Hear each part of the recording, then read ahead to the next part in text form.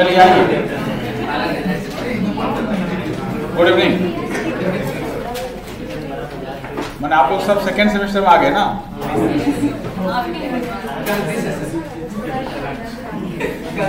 सुनिए, first semester जैसे भी बीता ना बीता बीत गया। अब सेकेंड सेमेस्टर से ये बात तो सबको समझ में आ गया होगा कि अब एग्जाम क्या नहीं होगा, ऑनलाइन नहीं होगा। ठीक है, एग्जाम ऑनलाइन अब होने वाला नहीं है। और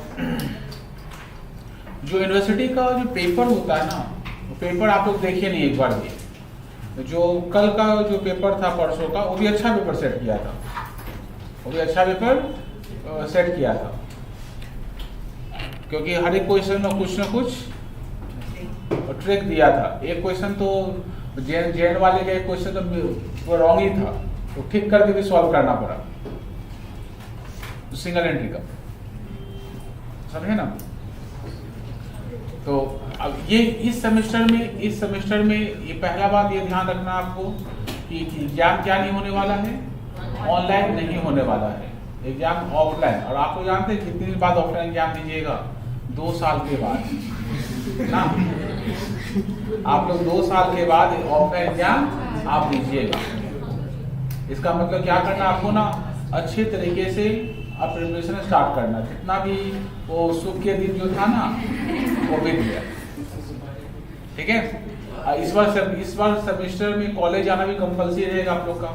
तो हमने 2 बैच का अलग अलग टाइमिंग दे देंगे, एक सुबह दे देंगे, एक शाम दे देंगे, अकॉर्डिंग टू द कॉलेज। जिसको जो बैच सुविधा लगे वो ले लीजिएगा।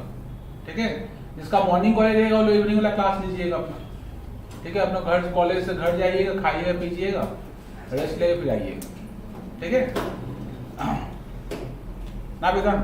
हाँ आइए सुनिए, अपना जो इस सेमेस्टर में पेपर है उसमें एक ही पेपर ऐसा है जो ऑनर्स पेपर है। उसका नाम है cost accounting and management accounting. ठीक है, एक पेपर और बाकी जो 3 पेपर है उसमें 2.5 पेपर में एमसीक्यू है। एक पेपर में 40 मार्क्स का एमसीक्यू है, 40 मार्क्स का रिटन है, कम्युनिकेशन वाला शायद पेपर ना। ठीक है, वो हम एमसीक्यू लिख के दे दिए थे, बाद में हमको शशि बोला नहीं सर इसमें 40 नंबर का रिटन है, वो कुछ लेटर राइटिंग सब होता है ना, वो सब कुछ होगा। खैर ठीक है, जेल पेपर लेके वो इतना स्ट्रेस नहीं रहता है। देखिए, कॉस्ट अकाउंटिंग जो पेपर है ये ना पढ़ते समय ना आपको बहुत इजी लगेगा। ये जब भी हम लोग पढ़ना स्टार्ट करेंगे कॉस्ट अकाउंटिंग, कोई भी चैप्टर पढ़ेंगे तो आपको पढ़ते समय काफी इजी लगेगा, लेकिन रिवाइज करते समय ना ये डिफिकल्ट सब्जेक्ट है, ये डिफिकल्ट सब्जेक्ट है। मतलब अकाउंट के कंपैरिजन में ये डिफिकल्ट है, डिफिकल्ट होता है। अकाउंट्स में क्या है ना कि अपने लोग अकाउंट्स 11 पढ़े, 12 पढ़े, फिर फर्स्ट सेम पढ़े, तो आप लोग लगता है अकाउंट फ्रेंडली है, अकाउंट्स ही पढ़े, कॉमर्स पढ़े मतलब अकाउंट्स पढ़ रहे ना। अब ये पेपर जो है आपको जैसे पता सम्स करते समय इजी लगेगा, पर जब इसको रिवाइज हम लोग करेंगे तो ये डिफिकल्ट लगेगा। रिवाइज इस बार आपको करना ही पड़ेगा, रिविजन आपको कुछ जिस बच्चे लोग को लगे कि नहीं हमको फुल मार्क्स चाहिए, 100 में 100 मार्क्स चाहिए, वो लोग क्या करना पड़ेगा, जैसे ही चैप्टर खत्म होगा उसका रिवीजन स्टार्ट करना पड़ेगा खुद से, क्योंकि सिलेबस बहुत ज्यादा है, 12-13 चैप्टर है। मेरे भरोसे रहिएगा रिवीजन करने का। तो इस बार ना एग्जाम आपका 2 महीना एक्स्ट्रा चला गया, जैन होने का था तो मार्च में हुआ।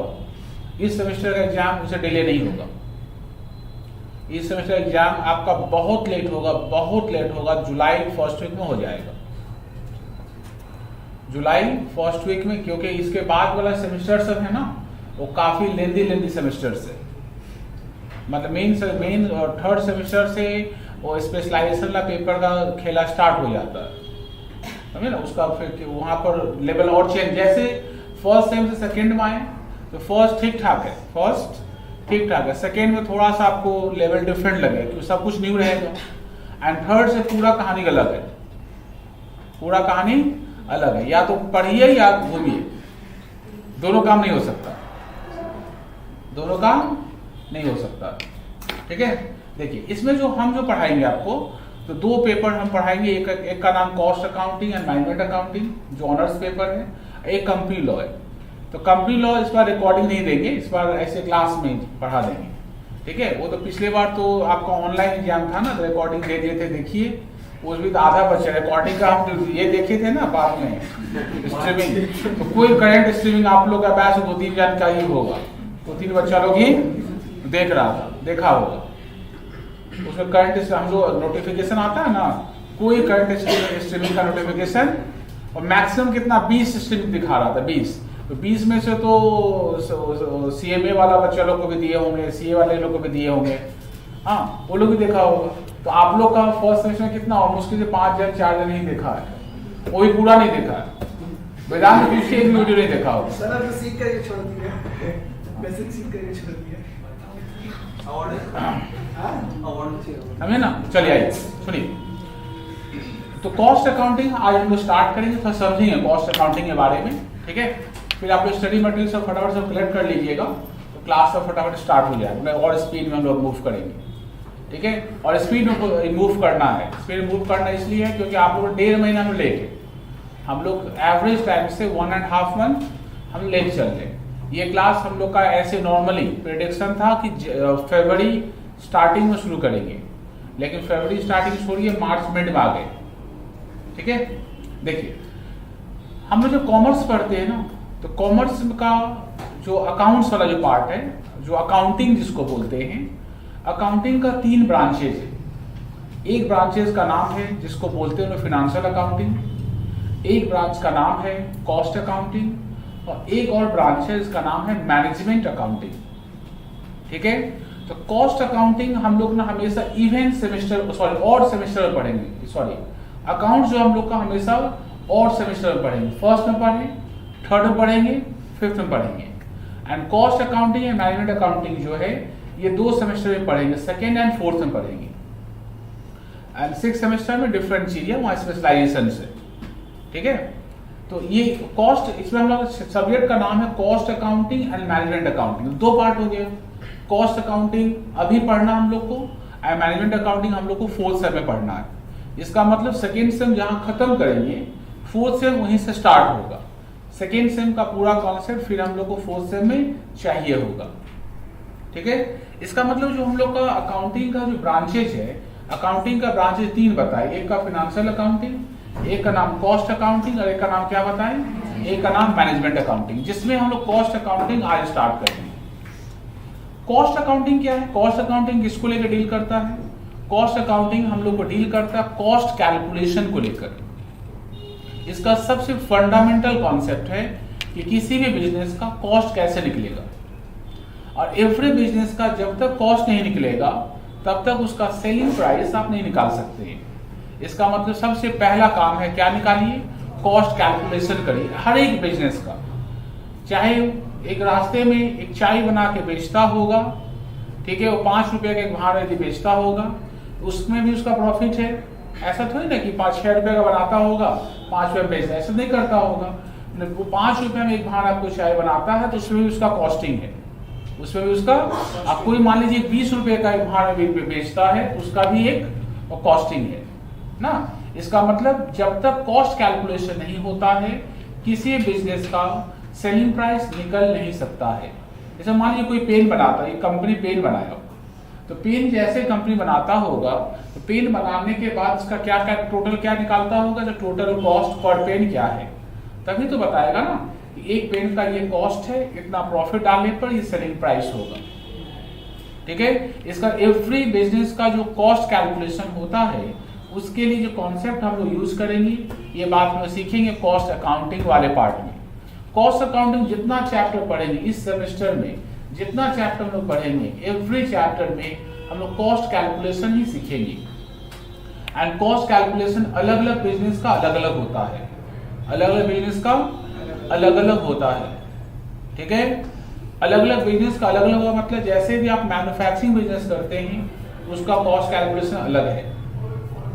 यदि आप कंस्ट्रक्शन बिजनेस करते हैं तो उसका कॉस्ट कैलकुलेशन अलग है।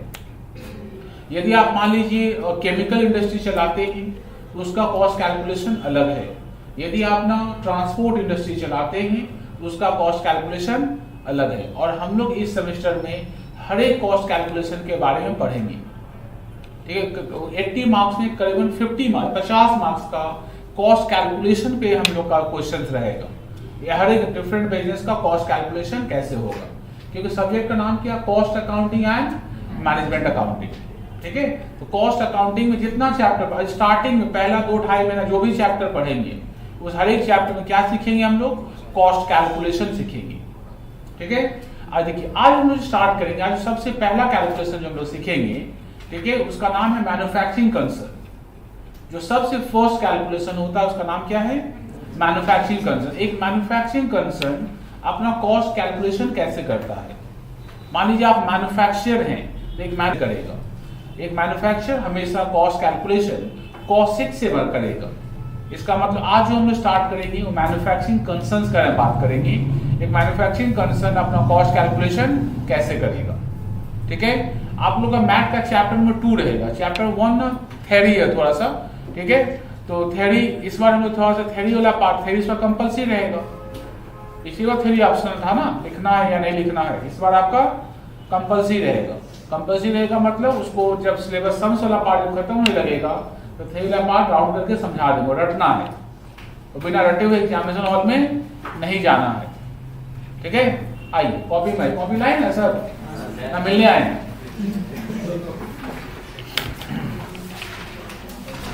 आता नहीं चीज, हाँ आइए।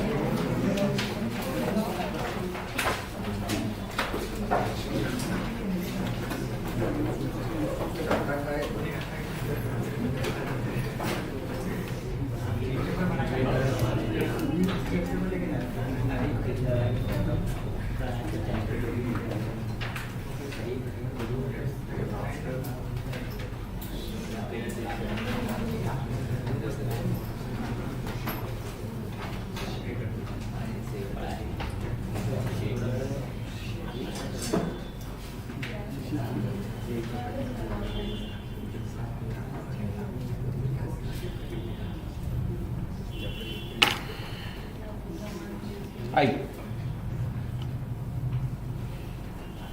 सबसे फर्स्ट पॉइंट के बारे में बात करेंगे। सबसे फर्स्ट पॉइंट लिखेंगे हम लोग,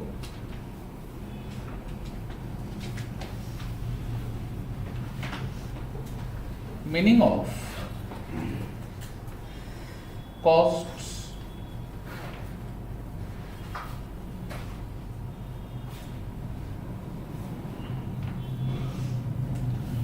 एंड फर्स्ट चैप्टर थ्योरी है। जैसे जैसे हम लोग का कॉस्ट का नॉलेज डेवलप होगा ना, तो थ्योरी उतना इजी तरीके से आपको समझ में आएगा। जितना ज़्यादा नॉलेज हम लोग का बढ़ता जाएगा वो कैलकुलेशन वो समझना हम लोग के लिए और इजी होता जाएगा। आइए, कॉस्ट क्या होता है। A cost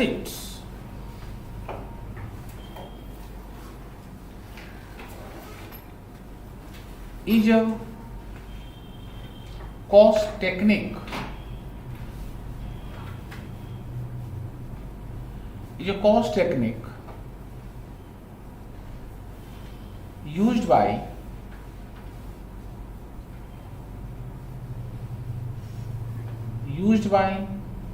manufacturers,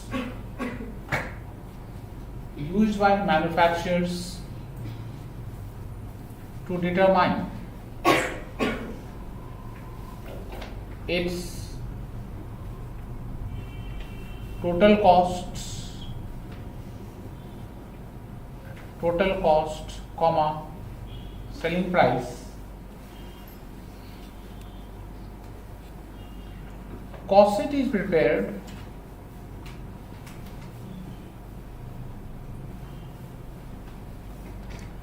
prepared by using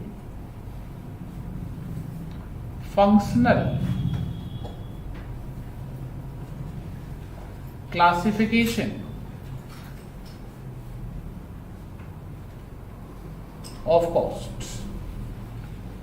cost का वेरियस क्लासिफिकेशन है जो चैप्टर 1 में है, हम लोग का पढ़ेंगे हम लोग। उसमें एक क्लासिफिकेशन का नाम है फंक्शनल क्लासिफिकेशन। फंक्शनल क्लासिफिकेशन में बोला गया है कि on the basis of function, मतलब फंक्शन का मतलब किस कॉस्ट का क्या काम है, on the basis of function यदि हम कॉस्ट को क्लासिफाई करते हैं तो कॉस्ट कितने तरीके का होता है उसी में बताया जाता है, बताएंगे हम आपको। उसमें कुछ जो ऑफिस का खर्चा है उसका नाम रखेंगे एडमिनिस्ट्रेटिव, जो सेलिंग का खर्चा है उसका नाम रखेंगे सेलिंग एक्सपेंसेस, जो फैक्ट्री खर्चा है उसका नाम रखेंगे फैक्ट्री ओवरहेड, मतलब उसको हम बोलते हैं फंक्शनल क्लासिफिकेशन। कॉस्ट पढ़ते समय हम लोग हमेशा फंक्शनल क्लासिफिकेशन का यूज करते हैं, फंक्शनल क्लासिफिकेशन को यूज करके हम लोग कॉस्ट प्रिपेयर करते हैं, ठीक है। आइए सेकेंड पॉइंट में बात करेंगे हम लोग, पॉइंट नंबर टू हमें हम लोग को बात करना है, उसमें हम लोग डिस्कस करेंगे कि फॉर्मेट कैसा होता है, format of cost sheets.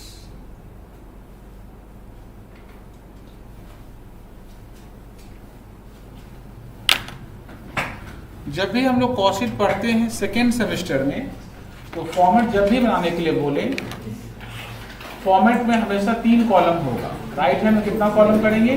3 column, ऊपर का स्पेस छोड़ देंगे। ये फॉर्मेट आप ना 2 पेज में बना लीजिए।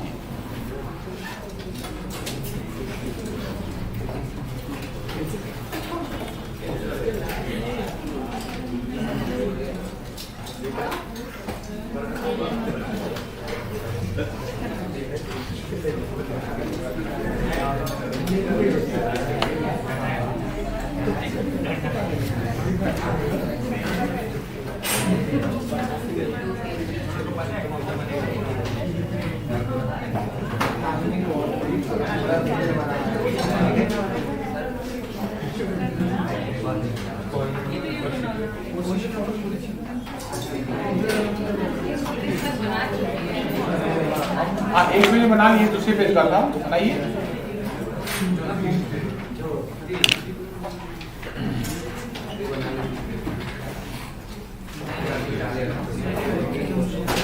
आइए ऊपर लिखेंगे हम लोग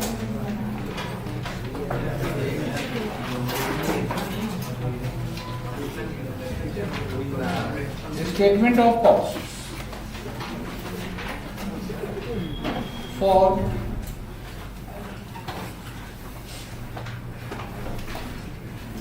the year ended dash dash dash। the left hand में लिखना आपको आउटपुट, क्या लिखेंगे इधर? एक्सट्रीम लेफ्ट में क्या लिखेंगे? आउटपुट। फर्स्ट कॉलम का नाम होगा डिटेल्स, उसके बाद वाले का नाम होगा अमाउंट रुपीज, एंड उसके बाद वाले का नाम होगा पर यूनिट रुपीज।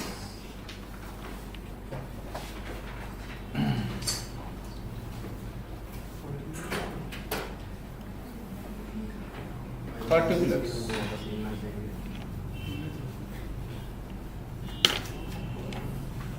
ठीक है। आइए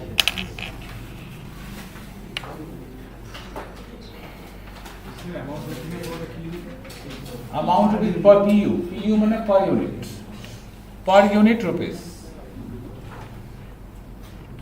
ठीक है। सबसे पहले जब भी हम लोग कोई सम स्टार्ट करेंगे, जो फर्स्ट कैलकुलेशन होता है उसका नाम होगा raw material consume.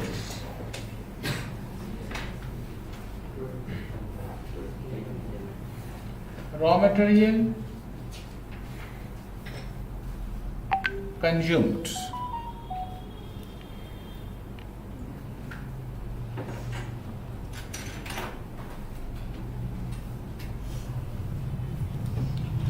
Raw material consume कैसे निकालते हैं हम लोग? सबसे पहले कैसे लिखते हैं? रॉ मटेरियल कंज्यूम हेडिंग है, उसके नीचे हम लोग कैलकुलेशन कर रहे हैं, तो लिखेंगे opening stock of material, material का ओपनिंग स्टॉक लेंगे, उसमें ऐड करेंगे हम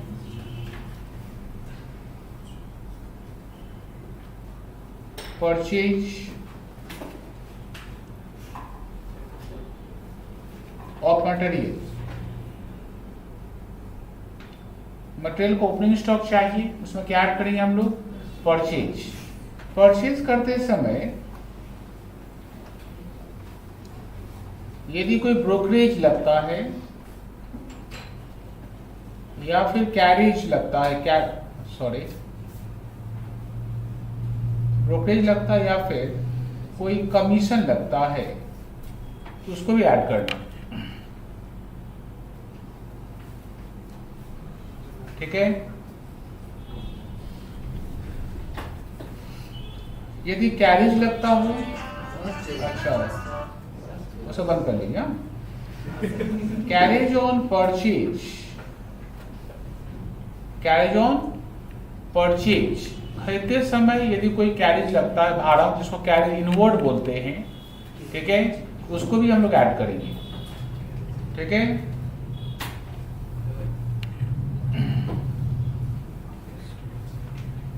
इससे हम लोग लेस करेंगे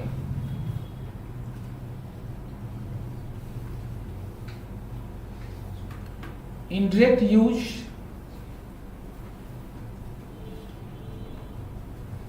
ऑफ मटेरियल। मतलब मटेरियल तो आप लाए हैं पर प्रोडक्शन में यूज ना करके कहीं और उसका इस्तेमाल कर लिए, तो जो कहीं और यूज होगा उसको क्या करना पड़ेगा? आपको हटाना पड़ेगा। ठीक है। सेकेंड और लेस करेंगे हम लोग क्या? मटेरियल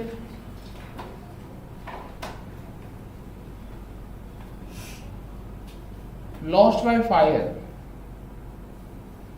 आग लगने के कारण जो मटेरियल आपका लॉस्ट हो जाएगा वो भी लेस करना है। ठीक है। फायर या फिर स्टोलन, दो चीज देते हैं, एक्सेट्रा कर दी। ठीक है। मटेरियल यदि रिटर्न करते हैं आप, मटेरियल रिटर्न, ठीक है, मटेरियल यदि क्या करते हैं आप? रिटर्न करते हैं। रिटर्न करने का मतलब होता है कि जिससे खरीद के लाए थे उसको वापस कर दिए, उसको भी हटाइएगा। फिर लेस करेंगे हम लोग क्लोजिंग,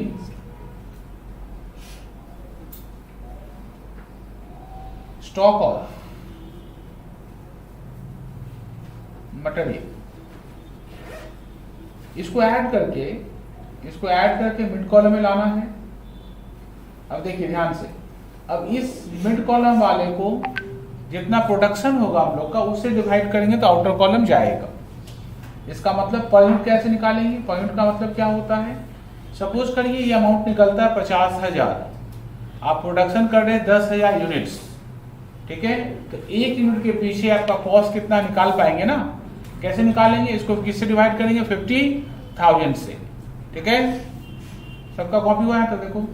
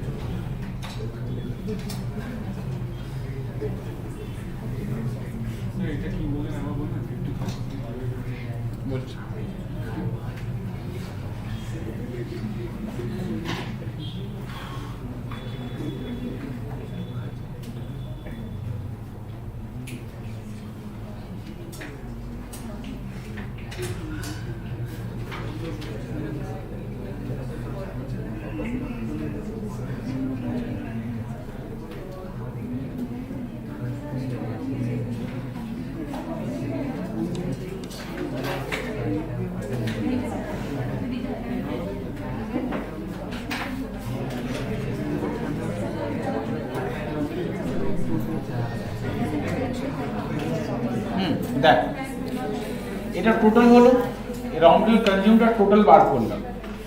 এবার পার ইউনিট মানে কি বলতো, এই অ্যামাউন্টটা হলো টোটাল। এবার যদি প্রোডাকশন হয় যদি 10,000, তাহলে একে 10,000 ডিভাইড করবো, পয়েন্ট পেয়ে যাবো। पॉइंट माने एक एक यूनिट जो कत লাগছে।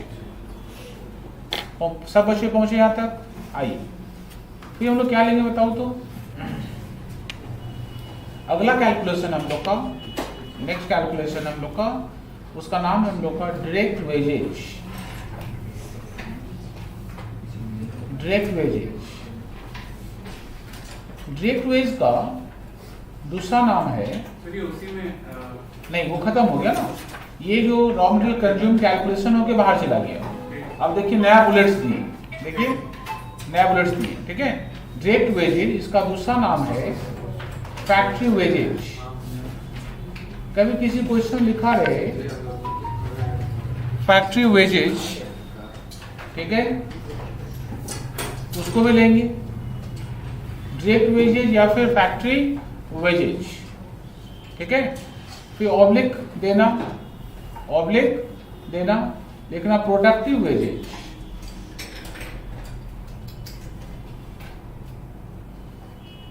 प्रोडक्टिव वेजेज, इसको मिडिल कॉलम में लिखेंगे। मतलब एक ही वेजेज का 3 नाम है। डायरेक्ट वेज बोलेगा तो भी लेंगे, फैक्ट्री वेज बोलेगा तो भी सेम बात है, एंड प्रोडक्टिव बोलेगा तो भी सेम बात है। इसको मिडिल कॉलम में लिखेंगे, ठीक है। इसको डिवाइड करेंगे कहाँ जाएगा, ये आउटर कॉलम में, ठीक है। फिर हम लोग क्या लेंगे बताओ तो, फिर हम लोग लेंगे डायरेक्ट एक्सपेंसेस। इसके नीचे फिर से हमको कैलकुलेशन करना पड़ेगा डायरेक्ट एक्सपेंसेस के नीचे। डायरेक्ट एक्सपेंस किसको बोलते हैं?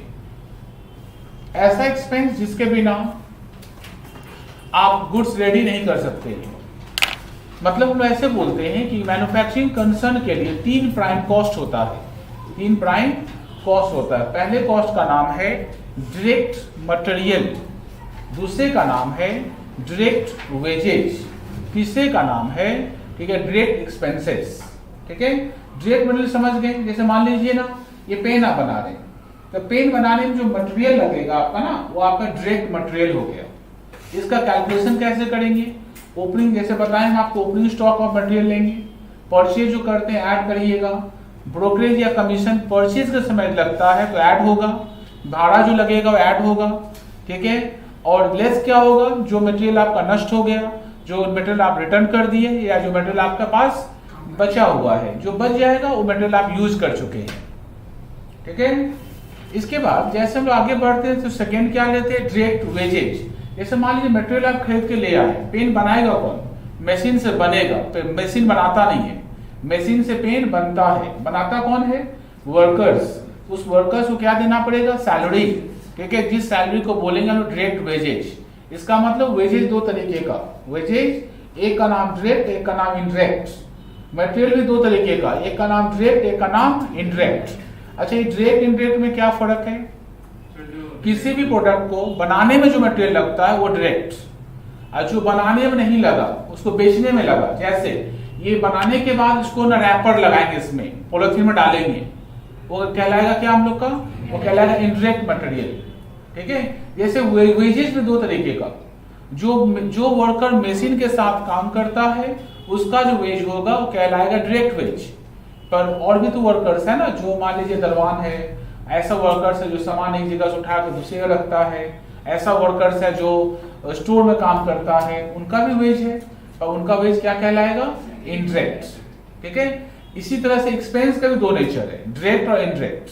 डायरेक्ट और ऐसा खर्चा जिसके बिना प्रोडक्शन हो नहीं सकता है, प्रोडक्शन के लिए खर्चा जरूरी है, तो खर्चा कहलाएगा आपका डायरेक्ट एक्सपेंस। और ऐसा खर्चा जो कॉमन है, जैसे इलेक्ट्रिसिटी बिल कॉमन है, जैसे इंश्योरेंस पेमेंट की है कॉमन है, वो सब कहलाता है इनडायरेक्ट एक्सपेंसेस। हम लोग बात करें अभी डायरेक्ट एक्सपेंस किसको बोलते हैं। तो सबसे पहला नाम है इसका, ऐसे लिखा रहेगा, चार्जेबल एक्सपेंस। क्या लिखा रहेगा? कहीं पर ऐसा लिखा रहे ना, चार्जेबल एक्सपेंसेस। तो अपने आप ही समझ जाना, अपने आप ही समझ जाना, फर्स्ट कॉलम लिख रहे हैं, फर्स्ट कॉलम में अपने आप ही समझ जाना कैसा एक्सपेंस है ये, ये डायरेक्ट एक्सपेंस है, ठीक है। दूसरा रॉयल्टी ऑन प्रोडक्शन। अच्छा भैया सब पढ़ के आएगा, तब सब सिखा पाएंगे, लेवल अलग है। रॉयल्टी ऑन प्रोडक्शन क्या होता है? देखिए रॉयल्टी दो तरीके का, पहले समझो रॉयल्टी क्या होता है ना। देखिए ना कोविड आया, कितना साइंटिस्ट लोग बैठ के रिसर्च कर रहा। ऐसा कोई साइंटिस्ट का ग्रुप तो होगा ही ना जो वैक्सीन बना दिया। हाँ ऐसे भी होंगे जो फेल हो गए, पर ऐसा तो होगा ना जो वैक्सीन बना दिया। तो जो वैक्सीन बना दिया उसको तो कुछ चाहिए ना कंपनी को।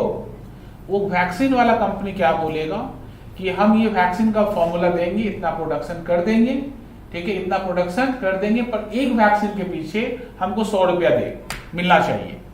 पर मोदी जी बोले फ्री, मोदी जी बोले फ्री ना, पर कंपनी वाला तो फ्री में चलाएगा। इसका कंपनी का जो मिनिमम कॉस्ट है प्लस मिनिमम प्रॉफिट जो है, ठीक है, वो मोदी जी को देना ही पड़ेगा, नहीं तो वो नहीं चले बनेगा। इसका मतलब जो साइंटिस्ट ये वैक्सीन बनाया होगा, ठीक है, उसको रॉयल्टी मिलेगा लाइफ टाइम, जब तक वैक्सीन चलता रहेगा तब तक मिलेगा, तब तक मिलेगा, जब तक वैक्सीन चलता रहेगा। गाना सुनते हैं आप लोग कभी? एक से एक सिंगर सब आता है, एक से एक। वो सिंगर का बात मत करना जो आया 3 महीने बाद गाए, वो सबको रॉयल्टी नहीं मिलता, उन लोग को रॉयल्टी नहीं मिलता। रॉयल्टी क्या किसको मिलता है? ऐसा सिंगर जो एक बार गाना गा दिया तो उसके तरह को दोबारा दूसरा गा ही नहीं पा रहा। अब कौन सिंगर छोड़ दीजिए, सुनिए बात। हाँ सुनिए खाली, इसका ऐसा आपके पास ऐसा कला है, हाँ, जो मान लीजिए आप एक बार गाना गा दिए तो उस तरह गाना कोई दूसरा ऐसा गा नहीं सकता है, और आपका गाना लोग बार बार सुन रहा है, ठीक है।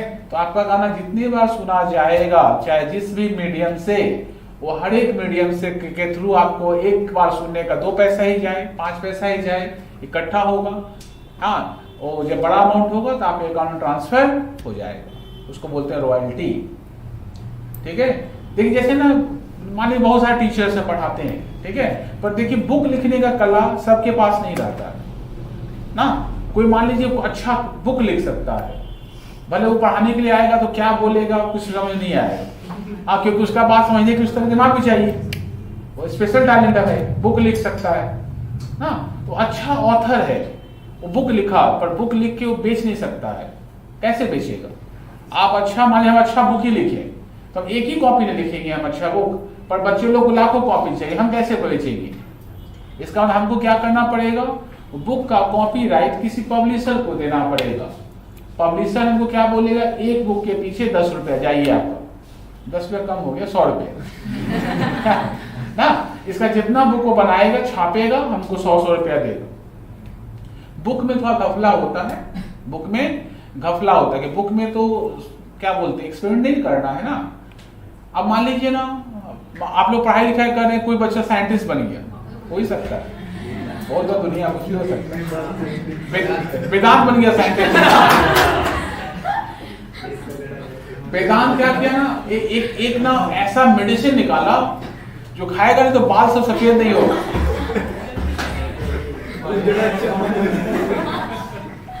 बाल सब सफेद नहीं होगा, सोच कितना डिमांड हो जाएगा उसका। अब देखो वो बोला कि ये मेडिसिन खाइए और बाल आपका सफेद नहीं होगा।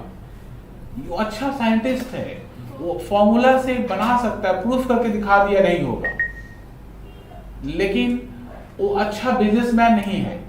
उसके लिए दवाई बनाने के लिए जो मशीन चाहिए, उसके लिए जो पैसा चाहिए, वो फैक्ट्री चाहिए, उसके पास नहीं है, वो मेरे पास है। हम बोले चला बुद्धि तुम्हारा पैसा मेरा,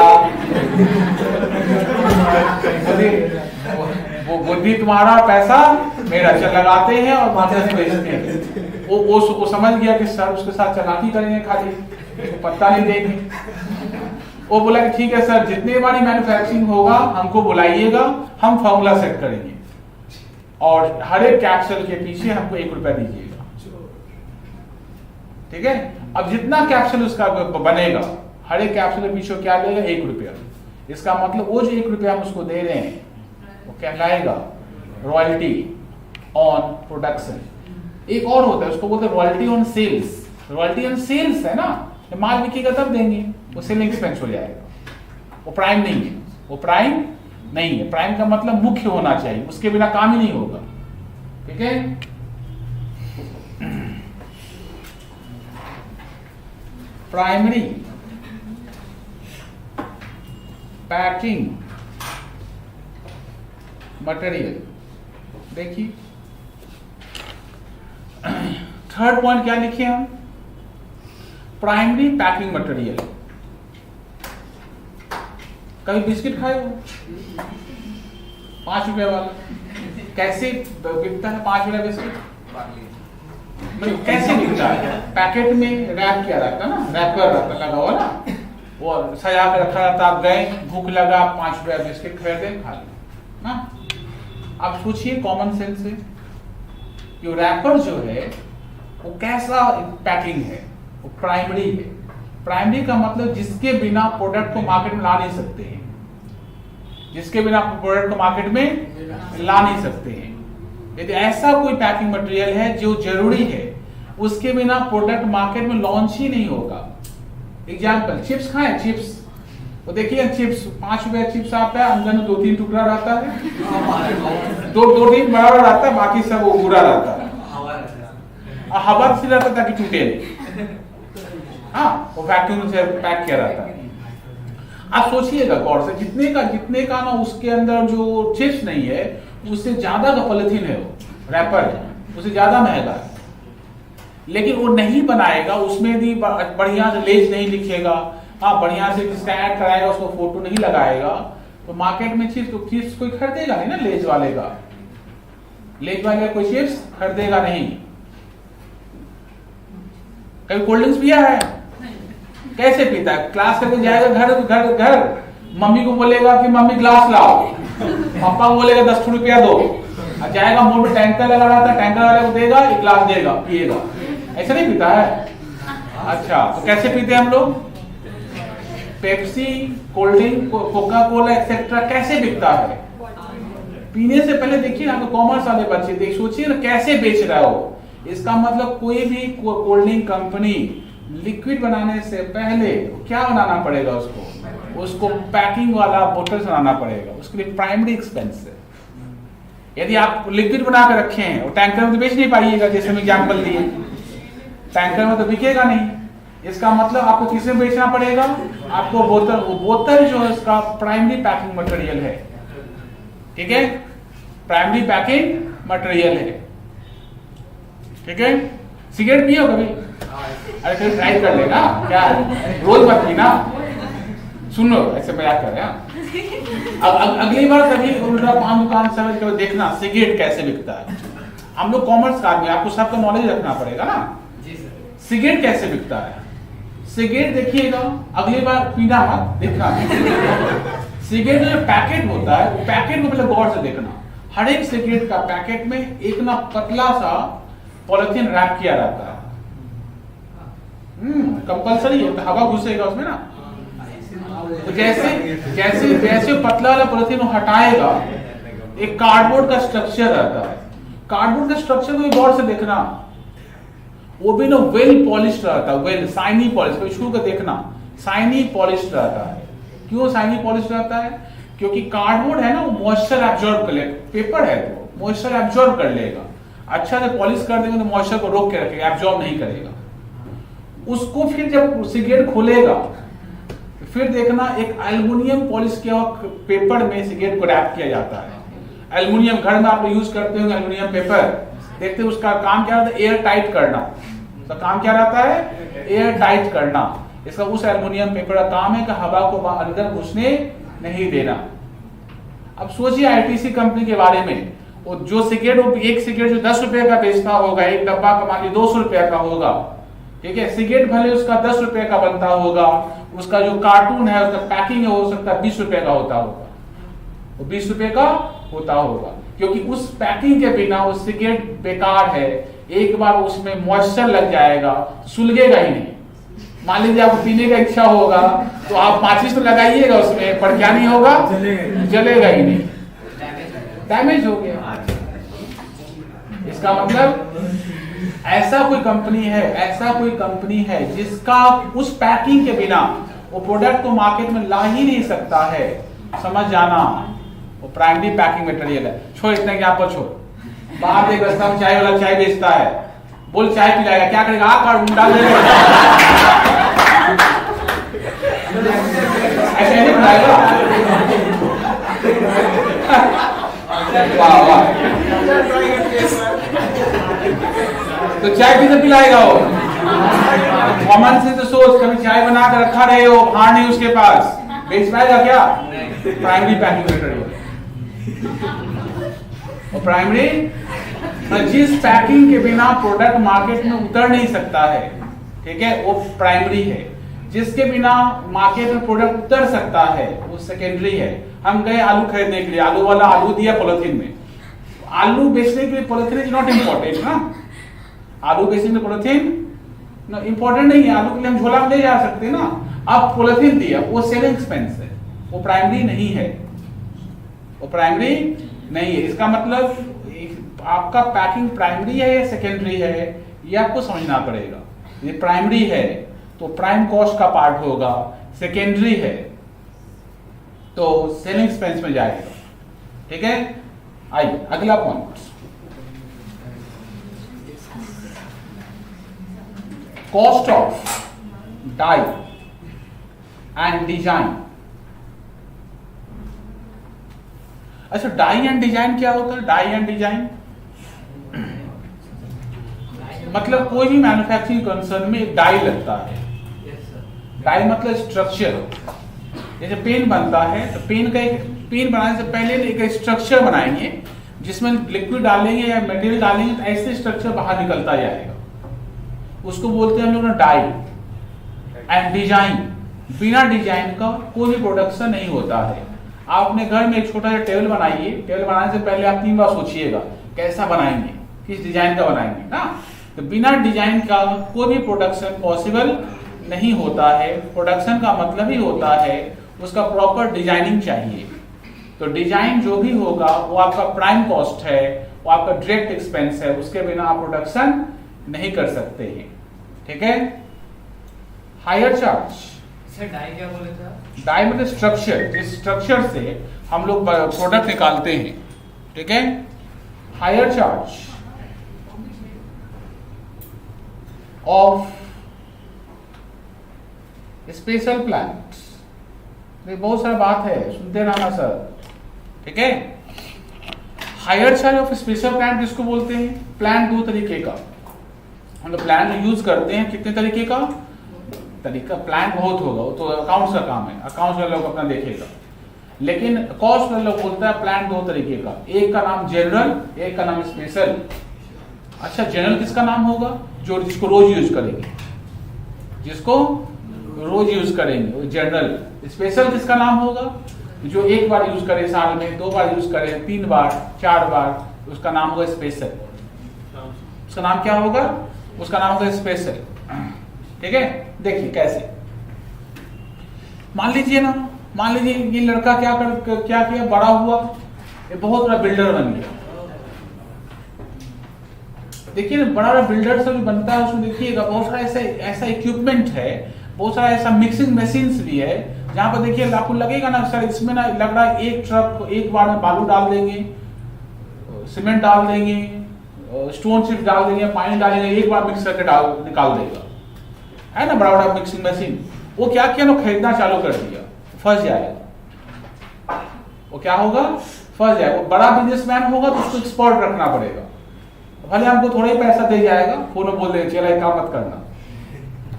वो जैसे खरीद लेगा ना, वो जैसे वो मिक्सिंग मशीन खरीद लिया, उसका मान लो कलकत्ता में 5 बड़ा बिल्डिंग बन रहा है, मिक्सिंग मशीन खरीद लिया, मिक्सिंग मशीन नहीं खरीद लिया, हेडेक ले लिया।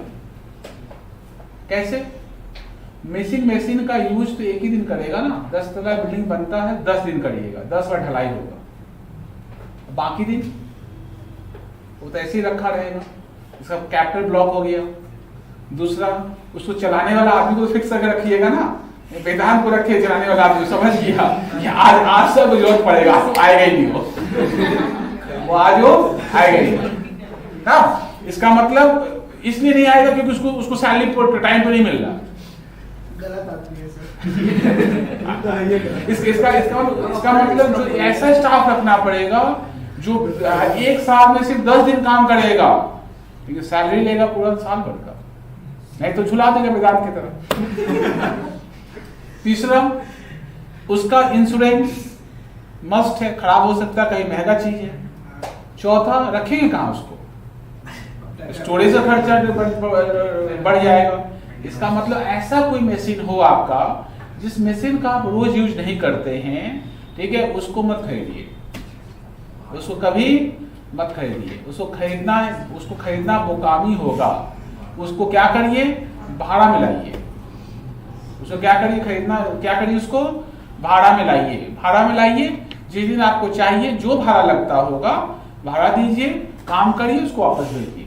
उसको बोलते हैं hire charge of special plan, not general plan. General plan का हायर मत करना, जिसको रोज यूज करता है उसको भाड़ा मत लाना, तब ज्यादा महंगा पड़ जाएगा ना। पर जिसको मान लीजिए साल में 2 बार 3 बार या मैक्सिमम 10 बार यूज करना है, ठीक है, उसको भाड़ा में लाइए। देखिए बहुत बार देखिएगा आपको रास्ते में दिखेगा, ये बड़ा बड़ा क्रेन्स दिखेगा आपको 10 तला बिल्डिंग के हाइट का। जो खरीदता होगा, ठीक है, उसको तो रखने का भी जगह उसको चाहिए ना। मान लीजिए मेरा काम वही है कि हम वही चीज सप्लाई करते हैं लोगों को, तो हमें मेरे टेंशन नहीं है। क्यों? 10 दिन आप यूज करिए, 10 दिन वो यूज करेगा, 5 दिन वो यूज करेगा, ऐसे करके हम पूरा 360 दिन हम उसमें से पैसे निकालते रहेंगे। ले लीजिए, ठीक है, लेकिन आप यदि खरीद लेते हैं तो आपके लिए हेडेक रहेगा। इसीलिए मैन्युफैक्चरिंग कंसर्न इस बात का ध्यान रखता है, उस प्लान को कभी मत खरीदो जिसका रेगुलर यूज ना हो, ठीक है। उसको बोलते हैं hire charge of special plan.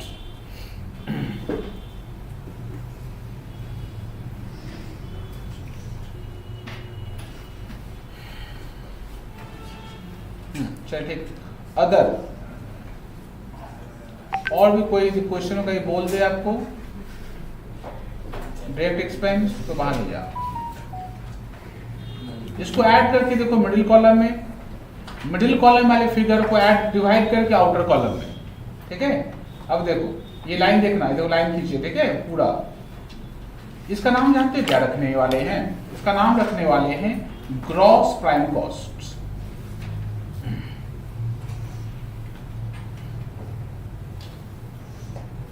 बहुत सारा नया कॉन्सेप्ट है जो हम लोग धीरे धीरे एक एक करके समझाते जाएंगे। हर एक कॉन्सेप्ट का पोथा बनाकर आप याद करिएगा तब चैप्टर शुरू करिएगा, नहीं हो पाएगा, ठीक है। जो चीज जहां पे आना चालू होगा वहां समझना उसको चालू करेंगे, ठीक है। जो चीज मान ली लगेगा कि हाँ ये अलग चीज है तो उसका अलग नोट्स लिख के समझेंगे। ग्रॉस प्राइम कॉस्ट का मतलब, पहले प्राइम कॉस्ट मतलब क्या हुआ? प्राइम मतलब प्राइमरी, प्राइम का मतलब जिसके बिना काम नहीं होगा, वो direct material, direct labour, direct expense, उसके बिना काम नहीं होगा। इसका नाम रखे हम ग्रॉस प्राइम कॉस्ट, इसलिए क्योंकि WIP मतलब होता है work in progress. Work in progress का मतलब चाहे जैसा भी काम करिए, आपका आज का किया हुआ काम कल आपको फिनिश करना ही पड़ेगा। मतलब आपके पास क्लोजिंग WIP रहेगा। मतलब एवरी ईयर हम लोग काम खत्म नहीं कर सकते हैं। मान लीजिए जैन टू दिसंबर मेरा अकाउंटिंग ईयर है, दिसंबर महीने में ऐसा हो सकता है ना कुछ काम अधूरा रह गया, उसको कब खत्म करेंगे हम लोग? जनवरी में ना। इसका मतलब दिसंबर के लिए क्या लाएगा? Closing WIP। जैन के लिए क्या लाएगा? क्या? Opening WIP। WIP का वैल्यूएशन दो तरीके से होता है। इसका दो कॉन्सेप्ट है WIP के वैल्यूएशन करने का। इफ नथिंग मेंशन, तो ये नीचे जो बताएंगे यूज मत करना। इफ नथिंग मेंशन, नीचे जो बताएंगे उसका यूज मत करना। क्वेश्चन को बोलने देना। क्वेश्चन जब बोलेगा कि ये WIP प्राइम कॉस्ट पर है, तब यहाँ एडजस्टमेंट करेंगे, ठीक है। मतलब WIP का वैल्यूएशन करने का दो तरीका है। पहला तरीका है सिर्फ डायरेक्ट कॉस्ट लेके वैल्यूएशन करिए, ठीक है। अक्सर इंडिया में करीब 90% कंपनीज ये डायरेक्ट मेथड वाला फॉलो करता है, एंड कुछ कंपनी कुछ इनडायरेक्ट एक्सपेंस लेकर भी वैल्यूएशन करता है। उसका नीचे बात करेंगे, ठीक है। ये इसमें हम लोग क्या करेंगे, यदि किसी क्वेश्चन में बोलता है कि WIP का वैल्यूएशन आपके प्राइम कॉस्ट पे होगा, तो पिछले साल वाले को ऐड कर देना, इस साल वाले को लेस कर देना। कैसे लिखेंगे उसको? लिखेंगे हम लोग adjustment,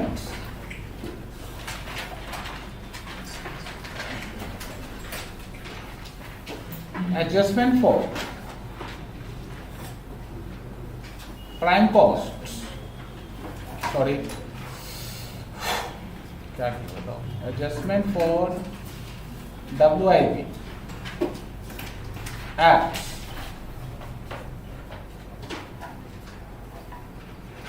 at prime cost.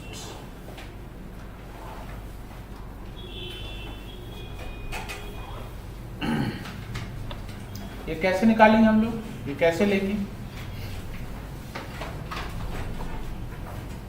Opening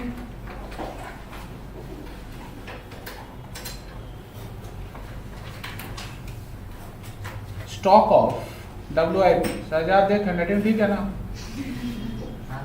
Sajjad बोला क्या एग्जाम में क्या हैंडराइटिंग लिखे एकदम,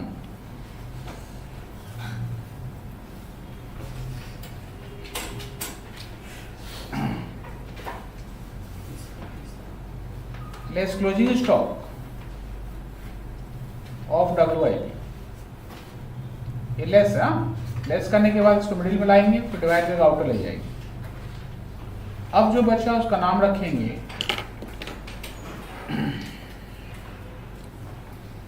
अब जो बचा उसका नाम क्या रखेंगे,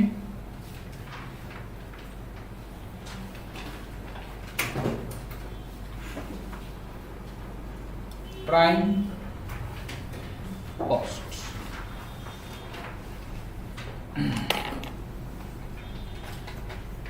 क्लियर यहां तक सबका, रट लेना, फॉर्मेट जो लिखवा रहे हैं ना जो रट लेना, ठीक है। सम्स करने में, और सम्स हम लोग का ऐसा भी आता है, बैक कैलकुलेशन रहेगा, बहुत तरह है वेरिएशन का सम्स है, ठीक है। तो जितना अच्छा से सीखते जाइएगा उतना फास्ट मूव कर पाइएगा। जैसे तो स्टार्टिंग में बताएं कि ऑलरेडी 1.5 महीना में लेट चल रहे, और हम ना सिलेक्टिव नहीं पढ़ाएंगे, कभी नहीं पढ़ाते हैं। सिलेक्टिव का मतलब ये नहीं कि हमको पता है कि किस चैप्टर से कौन सा एरिया से क्वेश्चन पूछेगा, हमको पता है कौन सा इस क्वेश्चन पूछेगा, हमको पता है, बाद लास्ट में आपको बोल देंगे ये सब अच्छा से प्रैक्टिस कर लेना, ठीक है। लेकिन जब पढ़ाएंगे हम तो पूरा हर एक चैप्टर पढ़ा देंगे, हर एक चैप्टर पूरा सिखा देंगे, ठीक है। इसमें हम लोग क्या लेंगे बताओ, तो अब हम लेंगे फैक्ट्री का खर्चा। क्या लेंगे, फैक्ट्री का खर्चा। अच्छा, जहां पे हम ऐसा लिखना शुरू करें फैक्ट्री, जैसे ये वर्ड देख, इस वर्ड को पहचान लेना, इस वर्ड क्या लिखे बता दो। आज के बाद जब भी कभी हम ओवरहेड वर्ड लिखते हैं, ओवरहेड का मतलब होता है इनडायरेक्ट, वर्ड का मतलब क्या होता है, इनडायरेक्ट एक्सपेंस होने से उसका नाम ओवरहेड, ठीक है। ये फैक्ट्री एक्सपेंस भी लिख सकते हैं आप, कोई दिक्कत नहीं, लेकिन स्टैंडर्ड नाम है इसका ओवरहेड। अब इसमें फैक्ट्री का बाकी खर्चा लिखिए, material, labour and indirect expense को छोड़कर फैक्ट्री में खर्चा हो रहा है ना, फैक्ट्री का इलेक्ट्रिसिटी है, रेंट है, इंश्योरेंस है, इनडायरेक्ट वर्कर्स लोग का पेमेंट है, और भी बहुत सारा खर्चा होगा। जो जो खर्चा आपका हो रहा है सब लिखिए, ठीक है। एक एक का नाम देखो क्या क्या हो सकता है, जितना याद रहेगा सब लिख देंगे, बाकी आप समझ में आ जाएगा आपको। रेंट्स, रेट्स एंड टैक्सेस, पहले कॉलम में cross,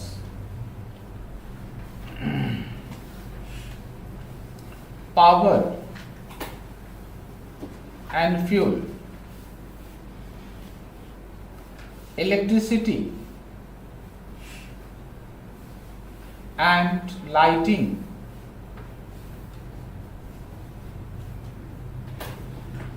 electricity and lighting,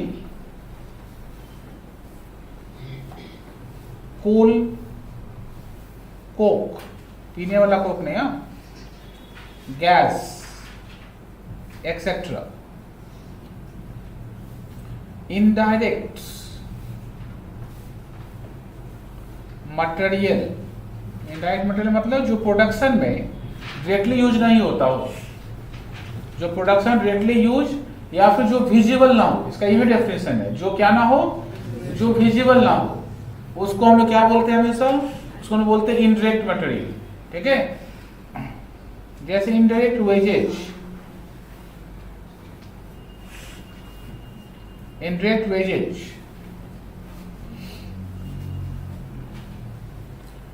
depreciation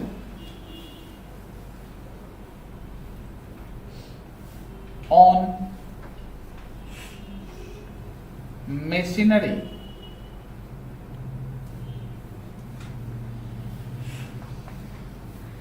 add करके बाहर,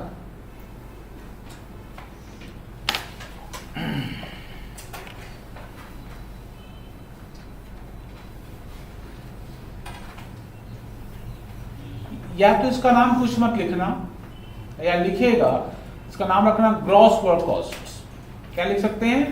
पहला काम करना, इसका नाम कुछ मत लिखना। कभी मूड खराब रहे ना कि नहीं सर इसका भी नाम कुछ होना चाहिए, क्या लिखना? Gross work cost. क्यों ग्रॉस वर्क कॉस्ट? क्योंकि ना जैसे बताएं कि कंपनी अक्सर क्या करता है, WIP का वैल्यूएशन किस में करता है? Prime cost per. और प्राइम कॉस्ट पे करते समय आपको बोलना पड़ेगा प्राइम कॉस्ट पे कर रहे हैं।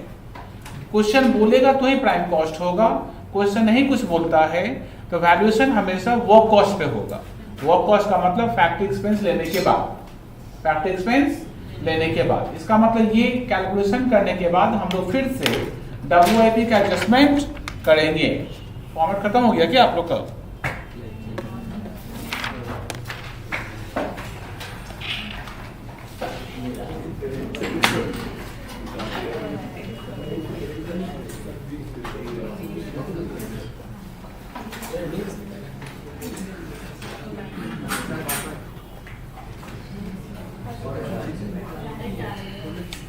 आइए, एडजस्टमेंट फॉर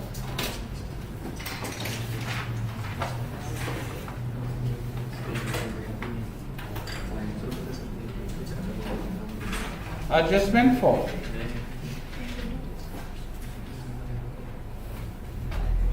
WIP at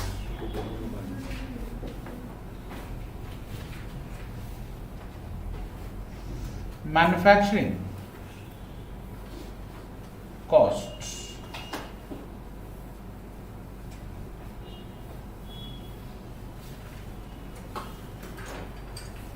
ये कैसे निकालेंगे हम लोग?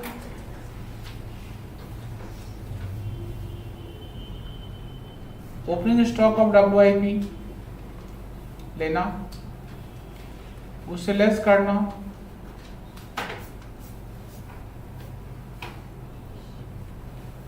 क्लोजिंग स्टॉक ऑफ WIP इससे लेस करना, सेल ऑफ स्क्रैप,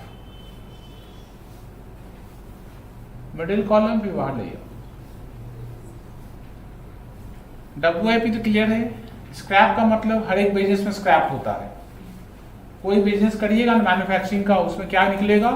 वो स्क्रैप निकलेगा। जो स्क्रैप रहता है उसको लेस कर देना, ठीक है? इसका नाम रखेंगे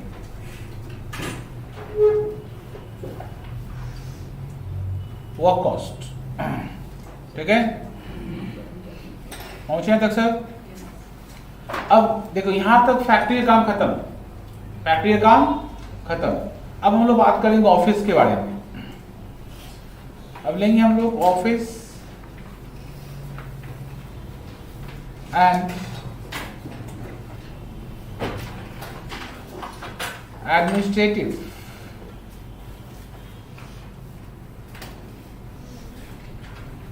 office and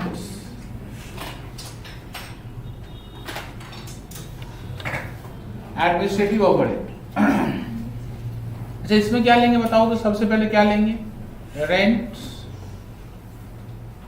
rates and taxes. अच्छा बताओ, ऊपर भी ले ली, यहाँ पे ले ली। तो ऊपर वाला फैक्ट्री वाला है, नीचे वाला ऑफिस वाला। कुछ नहीं लिखा रहेगा तो जहां मूड है ले लेना, आंसर एक ही निकलेगा, ठीक है? ऑफिस सैलरी,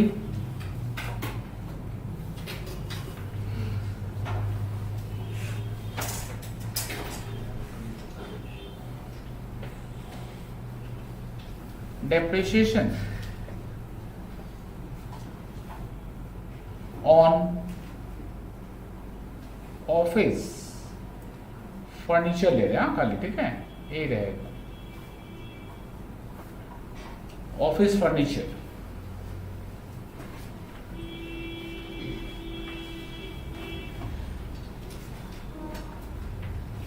अदर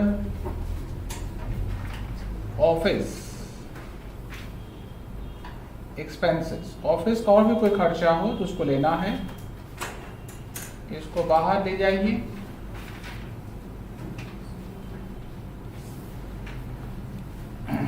जो निकलेगा उसका नाम होगा cost of production.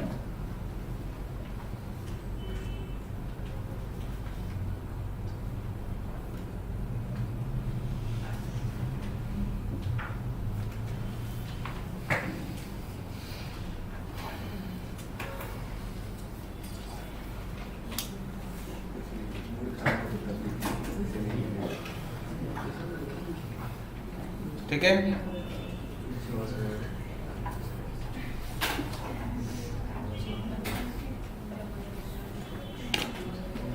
Cost of production. Cost of production से फिर हम लोग क्या करेंगे, एडजस्टमेंट करेंगे।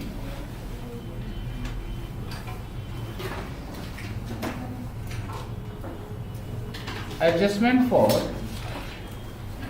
फिनिश्ड,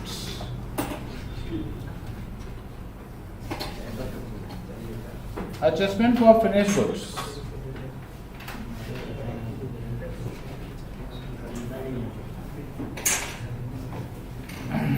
ठीक है, क्या क्या लेंगे एडजस्टमेंट फॉर फिनिश्ड गुड्स में?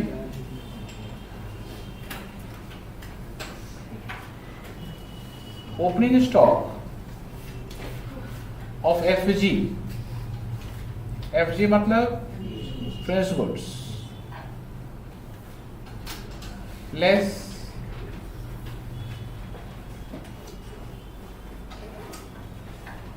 Closing stock of FG, middle column outer column.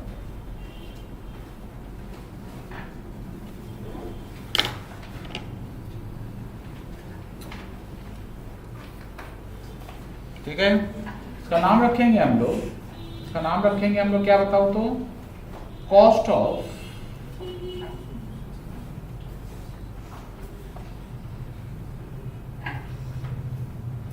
Goods sold.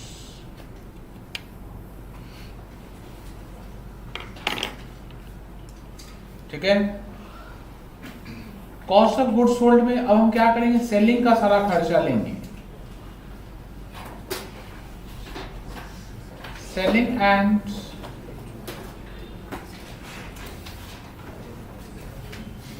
Distribution overhead,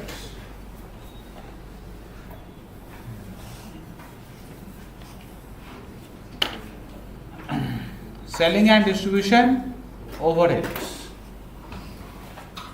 ठीक है, मतलब प्रोडक्ट को मार्केट में सेल करने के लिए जो जो खर्च होता है, जैसे सेलिंग का expenses,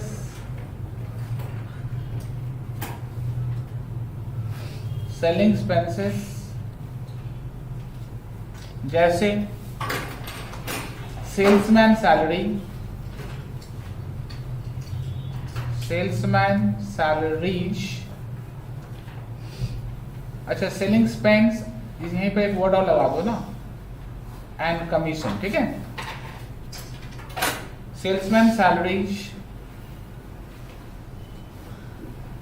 delivery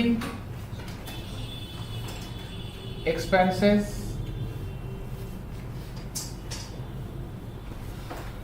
advertisement, carriage outward, carriage outward,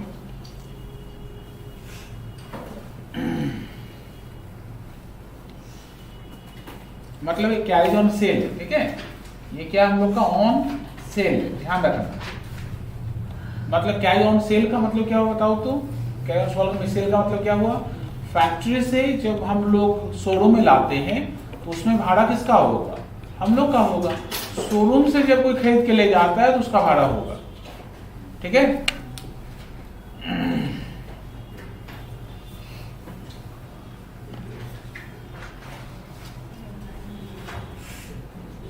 insurance premium,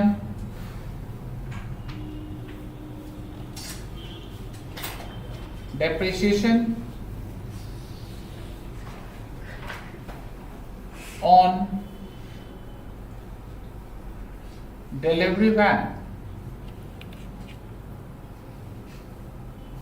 depreciation on delivery van। And एक बहुत इंपॉर्टेंट वर्ड होता है, उसको हमेशा लिख लिया करना, other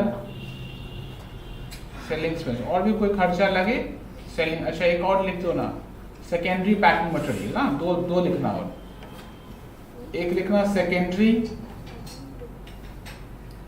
packing material, secondary packing material.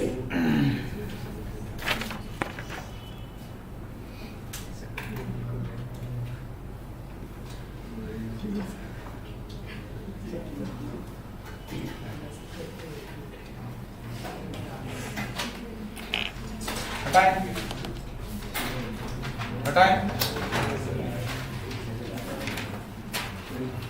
Secondary packing material, उसके बाद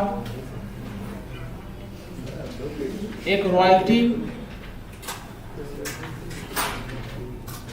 ऑन सेल्स। रॉयल्टी दो बताए थे ना, एक प्रोडक्शन पे एक इस पे सेल्स। इसको ऐड करके मिडिल कॉलम ले जाएंगे, मिडिल कॉलम को डिवाइड करके आउटर कॉलम लाएंगे।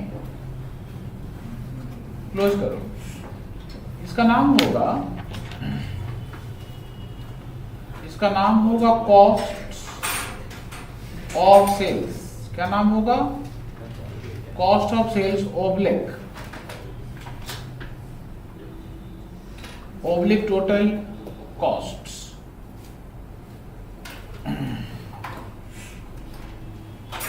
ठीक है, ऑब्लिक टोटल कॉस्ट। एकदम क्लियर? ठीक है, अब हम लोग क्या चाहिए? Profit balancing figure.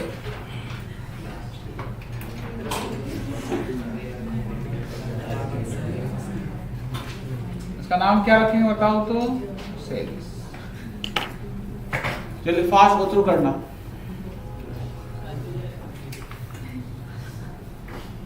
सिनेसी तो कॉलेज क्वार्टर्स में शेष होगा, तो বিকেলে ব্যাচ তো কম্পিউটার থাকলে তো না না, যদি বিকেলে তুই যদি ব্যাচটা তোকে দেওয়া হয় কম্পিউটার থাকবে, সকালটাই নেবে। অটো তো কোন কলেজে আছে?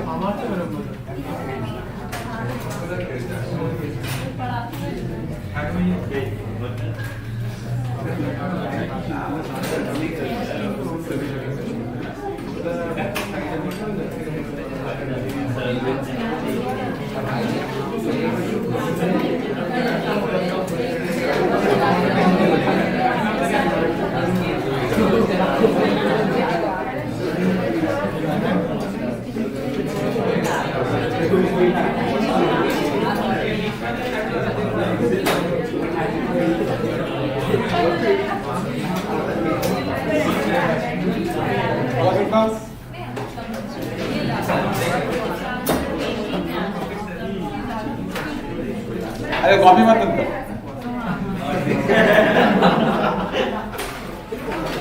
अरे तो पहला काम क्या करना ना वेदांत, पहला काम क्या करिएगा ना, कॉस्ट का ना अलग कॉपी बना लीजिएगा। ठीक है, तो जिस कॉपी में अकाउंट बंद करे तो उसको हटा दीजिएगा। नया कॉपी लाएगा। एक कौन सा डिस्कस करते हैं, स्पेस बचा हुआ है मेरा, वेस्ट हो जाएगा। मेरा भी बचा हुआ वेस्ट हो जाएगा। नहीं, आपका तो उसी में कंटिन्यू होगा। आइए, items of expenses.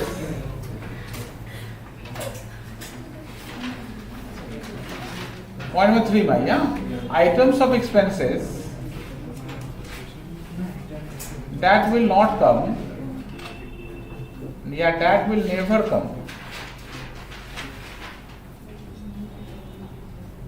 in costs cost. Expense का ऐसा कौन कौन सा आइटम्स है जो कहाँ नहीं आएगा, जो कॉस्ट में नहीं आएगा। Expenses items that will never come in cost. ठीक है, ऐसा कुछ आइटम्स का नाम बताएंगे जो कॉस्ट में कभी नहीं आता है, उसको हम लोग बोलते हैं purely financial expenses. Purely financial expenses का मतलब होता है एक्सपेंस सिर्फ और सिर्फ पीएल में जाता है। ठीक है, वो कभी कॉस्ट में नहीं आता है। आइए, there are certain expenses which will be debited to PL। कहाँ डेबिट करेंगे? PL में। but it will never come in cost।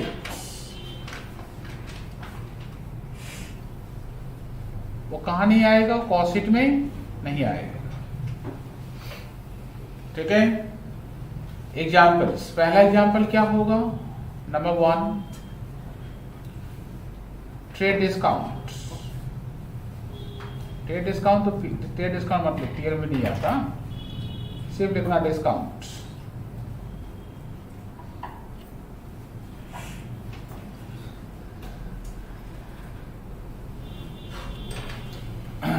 Number 2,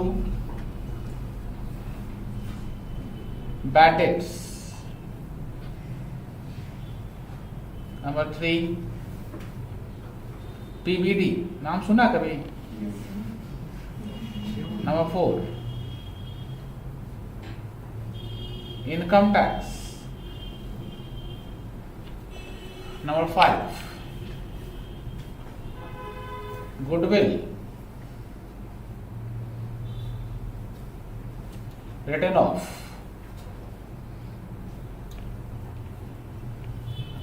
goodwill, return of.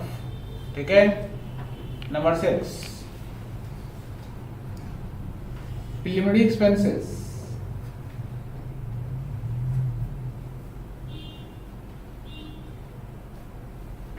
Return of. Number 7,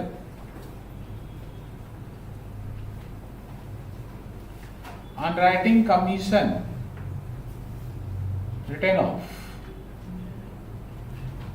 Number 8, interest on loan। Number 9, proposed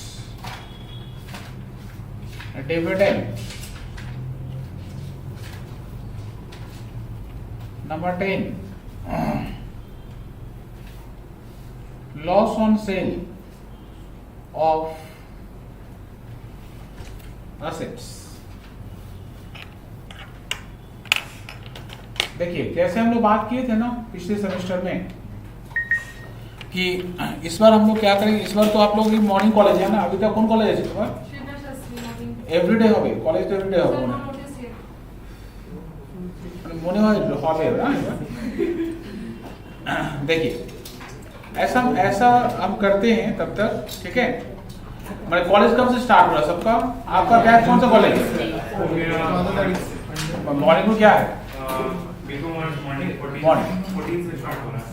मतलब खत्म कितने बजे होता है? Sir सुबह 10 बजे तक खत्म हो जाएगा। ठीक, देखिए ऐसा हम लोग करेंगे ना। ठीक है, इस बार ना 2 बैच का टाइमिंग दे देंगे। ठीक है, 2 बैच का टाइमिंग दे देंगे। हम मंडे को देंगे टाइमिंग। हाँ, तो रूटीन देख लेते हैं पूरा। मंडे को तो इवनिंग में किसी का कॉलेज नहीं है ना, कि मंडे किसका कॉलेज खुल रहा है? सर मेरा खुल जाएगा। प्रैक्टिस मैंने की कौन सा प्रैक्टिस है? अब 5:30 बुलाएंगे, आ जाओ। तो क्या प्रैक्टिस है आपका? अच्छा ठीक है, क्लास मिस होगा तो दिन तब तक देखिएगा लिंक, हाँ देंगे ठीक है। देखिए ध्यान सुनिए, हम देख ले रहे एक बार कैसे रूटीन सेट हो सकता है। देखिए तब तो हम बोल कर रखते हैं, एक बैच जो रहेगा ना, एक बैच ये मॉर्निंग में दे देंगे वहाँ, एक बैच क्या रहेगा आपका मॉर्निंग में, ठीक है। मॉर्निंग में ना जो पहले 10 बजे था उतना लेट नहीं होगा, जल्दी होगा।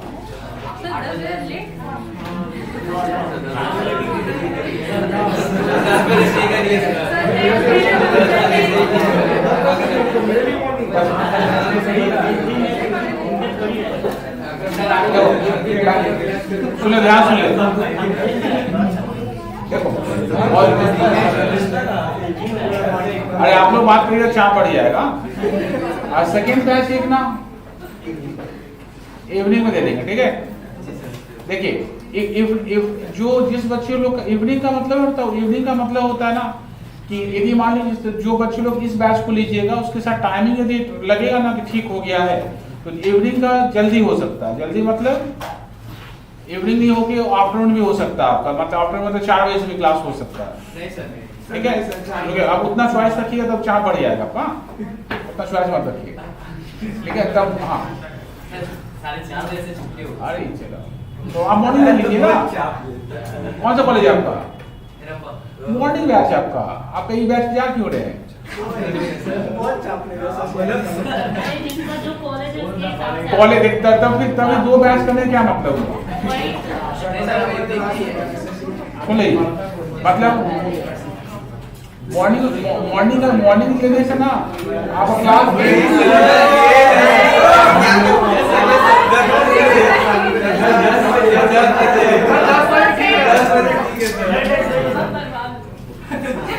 तो ना कितना दिन तक सोए सोते रहो,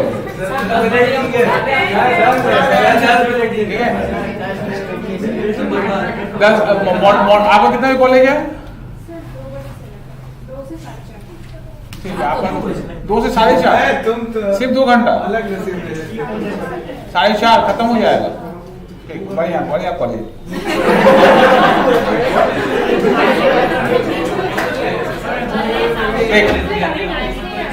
ठीक कोई बात नहीं। यदि मान लो यदि मान लो कि यदि इवनिंग बैच में तुम्हारा कंफर्टेबल रहेगा तब इस बैच का टाइमिंग हम थोड़ा सा और 9 बजे नहीं 9:30 बजे कर सकते हैं। देख ये যেটা ইভিনিং ক্লাস এটা থাকবে, এটা বেশি চান্স আছে বেশ Monday Wednesday Friday date change করা যাবে, ডেট এখন চেঞ্জ করা যাবে, হ্যাঁ এখন ठीक है। इवनिंग टू 5:30 क्लास, ठीक है। और आपको कौन सा कॉलेज है? बढ़िया, तो आप इधर देखिए आपको मतलब। अच्छा इसमें ना इसमें ऐसा कर सकते हैं आप, ले 5:30 अभी तो गर्मी आएगा, 5:30 में तो सूर्य मैंने अंधेरा भी नहीं होगा। देखिए सुनिए ये इवनिंग वाला में आप लोग क्या कंफर्टेबल एक काम ऐसा कर सकते हैं, एक दिन इसमें से ना सैटरडे मॉर्निंग, सैटरडे कॉलेज का शाम नहीं ना किसी का,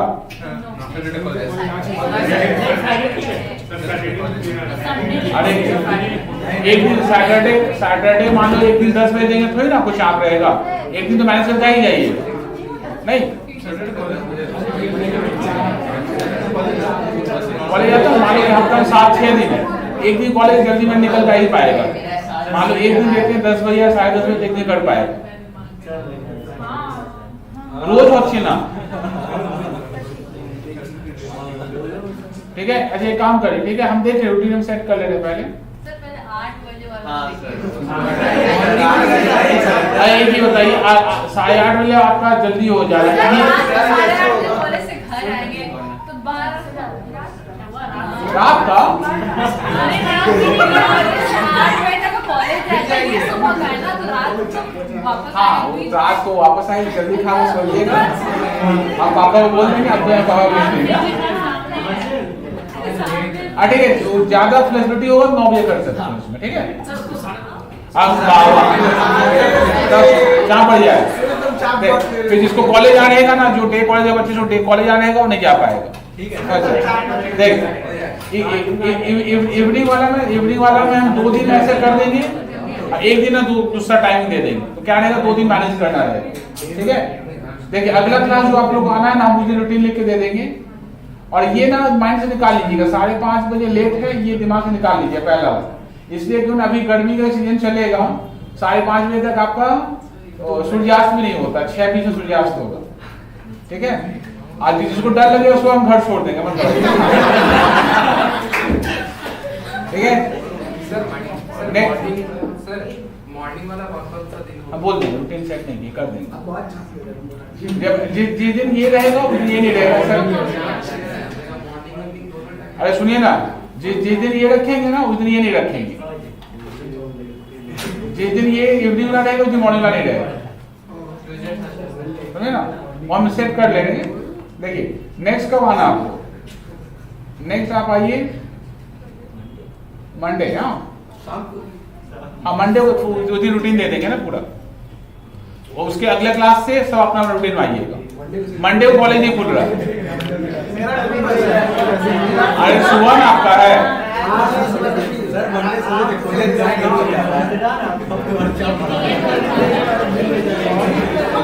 मंडे मिलते हैं, फिर मंडे को रूटीन दे देंगे। आप लोग कौन सा कॉलेज है आपका, कौन सा कॉलेज आपका, कौन सा कॉलेज आप लोग का, देखे 12 बजे का बैच खाली होने वाला होगा ना, उसमें रिसीव कर देंगे, इसलिए नहीं कर रहे ना क्योंकि सारा सीए क्लास 12 बजे चल रहा है, करिए ना इसमें, आइए 5:30 बजे रात नहीं है, शाम है, सर हम बर्थडे आएगा, वो ऐसे ही पर डे आएगा, वो पता है। सोमवार नेक्स्ट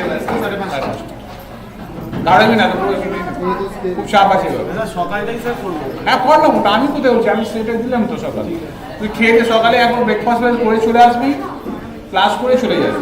আমাকে বাড়ি যেতেই হবে স্যার, আমাকে আপনি 10টার সময় ছুটি দেন, আমি বাড়ি গিয়ে ওতে কলেজ যাবো, আমার রাস্তাটা তো অন্য, বাঘা যেতেই যাবো। আর উঠে যাবি না, হ্যাঁ তো কটার সময় শুরু হয় কলেজ, আমার 11টা থেকে, এখনো অবধি 11টা থেকে জানি। ঠিক আছে।